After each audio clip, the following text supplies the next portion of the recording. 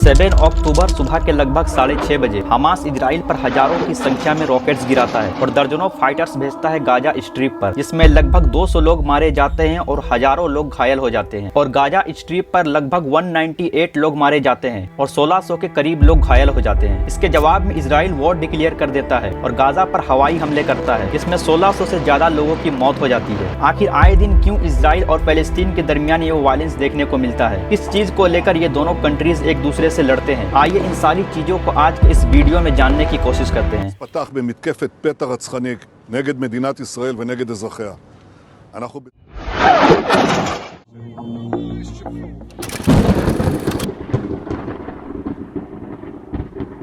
Israel और Palestine की लड़ाई की बुनियादी वजह है पैलेस्तीनी लैंड को लेकर, जिसके कारण आए दिन बॉर्डर पे वायलेंस देखने को मिलता है। दोनों कम्युनिटीज ये क्लेम करती है कि इस लैंड पर हमारा राइट्स है। अगर इस पूरे मामले को गहराई से समझना है तो हमें थोड़ा पीछे जाना होगा इतिहास में। 19वीं सेंचुरी के एंड में और 20वीं सेंचुरी की शुरुआत में जब यूरोप में यहूदियों पर जुल्म और ज्यादती किया जा रहा था, तो यहूदी पैलेस्तीन में आकर रहने लगे और उनकी तादाद आहिस्ता आहिस्ता बढ़ने लगी। और फिर यहूदियों ने दावा किया कि इस जमीन का संबंध हमारे रिलीजन और इतिहास से जुड़ा हुआ है। अरब लोग जो वहाँ पहले से रहते थे, उन्होंने इस क्लेम को रेफ्यूज किया और नेशनल राइट्स की डिमांड की। 1971 में ब्रिटिश गवर्नमेंट ने बलफोर डिक्लेरेशन जारी कर दिया, जिसमें बताया गया कि पैलेस्तीन में यहूदी रह सकते हैं और घर बना सकते हैं बगैर किसी नॉन यहूदी लोगों को नुकसान पहुंचाए बिना। अरब लीडर्स ने इस डिक्लेरेशन को अपोज किया, इस डर से कि अरब के लोगों पर यहूदियों की आबादी से प्रभाव पड़ेगा।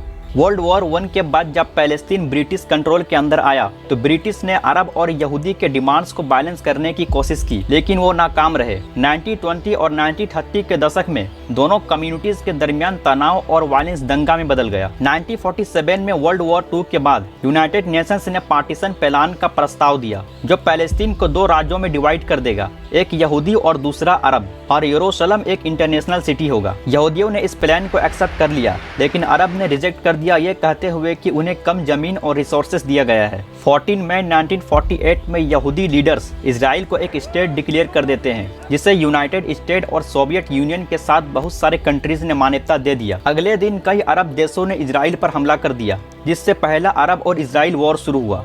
1956 में इजिप्ट सुएज कैनाल को क्लोज कर देता है इजरायलियों के लिए, जिसके कारण इजराइल ब्रिटेन और फ्रांस के साथ मिलकर फोर्स ज्वाइन करता है इजिप्ट पर अटैक करने के लिए। और फिर 1967 में इजराइल दोबारा प्रिवेंटिव स्ट्राइक करता है इजिप्ट, सीरिया और जॉर्डन के अगेंस्ट, इस डर से कि कहीं वो मिलकर एक साथ हमला ना कर दे। ये जंग 6 दिनों तक चलती है, जिसमें इजराइल की जीत होती है और इजराइल इजिप्ट से सनाई पेनिनसुला, सीरिया से गोलान हाइट्स और जॉर्डन से वेस्ट बैंक और गाजा स्ट्रिप पर कब्जा कर लेता है। और आज के दिन ये जगह कब्जा किए गए जगह या विवादित जगह के रूप में जाने जाते हैं। 1973 में इजिप्ट और सीरिया इजराइल पर अचानक अटैक कर देता है योम किपुर के दिन। यहूदी रिलीजन में योम किपुर एक बहुत पवित्र दिन माना जाता है और ये जंग 3 हफ्तों तक चलती है। 1978 में इजराइल के पीएम मनाहिम बिगिन और इजिप्ट के प्रेसिडेंट अनवर सादत यूएस प्रेसिडेंट जिमी कार्टर के सामने एक मुआहिदा साइन करते हैं, जंग को खत्म करने के लिए और अपने रिलेशंस को नॉर्मल करने के लिए। और कब्जा किए गए जगह पेनिनसुला को इजराइल वापस देने पर एग्री हो जाता है और इजराइल और इजिप्ट के दरमियान वॉर खत्म हो जाता है। और फिर 1980 में इजराइल यरूशलेम को अपना कैपिटल डिक्लेयर कर देता है और ईस्ट यरूशलेम पर इजरायली कानून लागू कर देता है। इसे बहुत सारे इंटरनेशनल कम्युनिटी रिजेक्ट कर देते हैं, ये बताते हुए कि ईस्ट यरूशलेम कब्जा किया हुआ इलाका है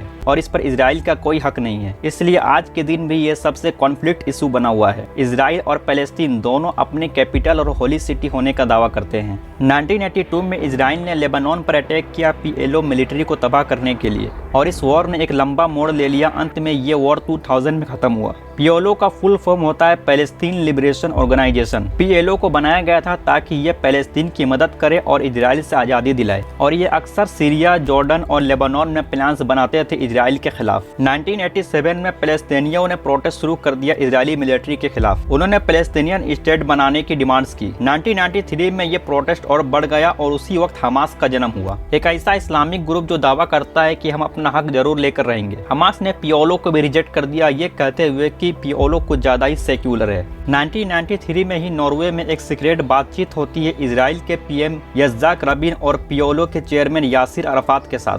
और ये फर्स्ट टाइम था जब इसराइल और पीएलओ के साथ एग्रीमेंट हुआ। 1994 में इसराइल और जॉर्डन के बीच अमन का मुआहदा होता है उनके दरमियान वॉर को खत्म करने के लिए। 1995 में कट्टर यहूदी इसराइल के पीएम यत्जाक रबीन की हत्या कर देता है। बहुत सारे लोग इसराइल में ऐसे थे कि वो खुश नहीं थे पीएलओ के साथ एग्रीमेंट पर, और ये उन्हीं में से एक था। यत्जाक रबीन के करीबी साथी सिमोन पेरेज इस मुआहदे को जारी रखते हैं पैलेस्टीनियंस के साथ, लेकिन बेंजामिन नेतन्याहू 1996 में इलेक्शन जीत जाते हैं और पीएम बन जाते हैं। इन्होंने पैलेस्टीनियंस के साथ बातचीत में बहुत कठोरता दिखाई और जो पीएलओ के साथ एग्रीमेंट हुआ था उसे भी स्लो डाउन कर देते हैं और ऑक्यूपाई लैंड पर यहूदियों को रहने की इजाजत दे देते हैं। 2000 में यूएस प्रेसिडेंट बिल क्लिंटन ने इजरायली प्राइम मिनिस्टर इहूद बराक और पैलेस्टीनियन प्रेसिडेंट यासिर अराफात को पीस एग्रीमेंट पर लाने की कोशिश की, लेकिन वो नाकाम रहे। 2000 में जब Israeli opposition leader Ariel Sharon ने हरम अल शरीफ की यात्रा की, उसके बाद वायलेंस भड़क उठा जो मुस्लिम और यहूदी दोनों के लिए पवित्र स्थान है। ये वायलेंस 2005 तक चला जिसमें हजारों लोगों की मौत हुई, लेकिन 2007 में पैलेस्टीनियन खुद एक दूसरे से लड़ने लग जाते हैं। एक तरफ हमास के लोग हैं और दूसरी तरफ फाते अब्बास के लोग। इस सिविल वॉर के बाद पैलेस्टीनियंस दो हिस्सों में बढ़ जाते हैं। हमास गाजा स्ट्रिप का कंट्रोल ले लेता है फाते अब्बास से और फाते अब्बास वेस्ट बैंक को ले लेता है। 7 अक्टूबर के कॉन्फ्लिक्ट के बाद इजराइल के पीएम बेंजामिन नेतन्याहू बोलते हैं इजराइल अपनी पूरी ताकत और काबिलियत इस्तेमाल करेगा हमास पर अटैक करने के लिए और हमास को एक भारी कीमत चुकानी होगी। Israel is at war. We didn't want this war. It was forced upon us in the most brutal and savage way. Hamas की तरफ से इस हमले की 3 बड़ी वजह बताई जा रही है। पहला, इस साल ऑक्यूपाई लैंड वेस्ट बैंक में 300 पैलेस्टीनियों को मार दिया गया था इजरायली फोर्सेस के द्वारा। हो सकता है उसी का बदला लेने के लिए ये अटैक किया गया हो। और दूसरा ये कि 7 अक्टूबर को यहूदी हॉलीडे था जिसे सिमकाट तोरा के नाम से जाना जाता है। हमास ने 1973 के इतिहास को दोहराया है, जैसे 1973 में इजिप्ट और सीरिया ने यौम किपुर के दिन अटैक किया था। तीसरा है, हमास नहीं चाहता है कि सऊदी अरबिया इजराइल के साथ अपने रिलेशंस को नॉर्मल करे। ये एक वजह हो सकती है हमास की तरफ से हमले की, लेकिन सवाल ये पैदा होता है कि क्या कोई सॉल्यूशन नहीं है इन दोनों कंट्रीज के दरमियान कॉन्फ्लिक्ट को खत्म करने के लिए। लोगों के द्वारा बहुत सारे सॉल्यूशंस बताए जाते हैं, उन्हीं में से एक है वन स्टेट सॉल्यूशन, जिसमें इजरायली और पैलेस्टीनियंस एक साथ रहेंगे और सब के लिए एक कानून और सबको बराबर का हक दिया जाए। लेकिन बहुत सारे इजरायली इसे मानने को तैयार नहीं है। उन्हें लगता है कि पैलेस्टीनियंस यहाँ आबाद हो जाएंगे तो कहीं बाद में हमें अपने घरों से बेदखल ना होना पड़े। एक ही तो यहूदी कंट्री है, कहीं ये भी ना खत्म हो जाए। दूसरा है 2 स्टेट सॉल्यूशन, जिसमें इजरायलियों के लिए एक अलग स्टेट होगा और पैलेस्टीनियंस के लिए एक अलग स्टेट। लेकिन इसमें भी एक प्रॉब्लम है, फिर यरूशलेम का क्या होगा जो दोनों लोगों के लिए अहम है, और वेस्ट बैंक में जो इजरायली रहते हैं उनका क्या होगा। आपको क्या लगता है, क्या सॉल्यूशन हो सकता है दोनों कम्युनिटीज के दरमियान?